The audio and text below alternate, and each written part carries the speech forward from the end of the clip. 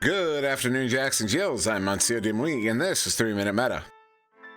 In this installment, we are going to cover turnover offense. Unfortunately, for the vast majority of Echo Arena players, turnover offense amounts to a single strategy: clear and boost. And while a coordinated clear and boost strategy is certainly not a bad one, it is also not the only one. Furthermore, there is a fine line between a coordinated clear and boost strategy versus a panic clearing and hoping you have some teammates close enough to chain together quick enough to get to the disc before the other team strategy. Now, of course, a turnover can happen anywhere in the arena, but when we're talking about turnover offense, we are more often than not referring to turnovers that happen in your own zone, typically when the opposing team is attacking your bubble. This is often one of the most difficult areas of the game for a team to practice and become comfortable with. In these moments, when you've just stolen the disc from the other team right at the edge of your own bubble, your deepest instinct is to clear the disc away from trouble. But success in Echo Arena comes down to the choices we make, and a panic clear is not a choice, it's a bad habit. But before we get to choices, the most important part of a turnover offense is communication. When you score that turnover, it should be immediately communicated that you are in transition. This tells your teammates to begin setting up your turnover offense. This is so important because you may only have a few seconds to react in this situation, so the sooner everyone is on the same page, the better.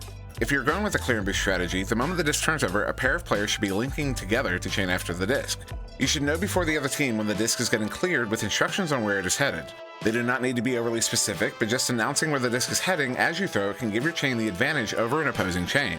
Once the disc is cleared, your remaining two players should typically link together and boost downfield so you can set up an attack on the bubble if needed. The common alternative to a clear and boost offense is to set up in a passing formation. This is very much similar to choosing an offensive joust scheme. The moment a turnover happens, your team should start fanning out in an offensive formation looking to set up an attack on mid. What is important here is that everyone has an assignment and knows where they should be going. The specific scheme you choose matters, but not as much as simply having a scheme. In any case, when setting up in this formation, it should also be seen as setting up to attack mid. Where clear and boost is more like an aggressive joust scheme, formation passing on a turnover is generally deploying more of a protect scheme. Passes here should generally be quick, with no one holding the disc for longer than a few moments. If the defense is operating with a chain, there should be an effort to break up or otherwise slow down the attacking chain to clear space enough to get through mid. If the defense is playing with an aggressive man, you need to be winning those 1v1s, otherwise known as your 50-50s, and either slipping in front of your defender or setting them out and leaving them behind.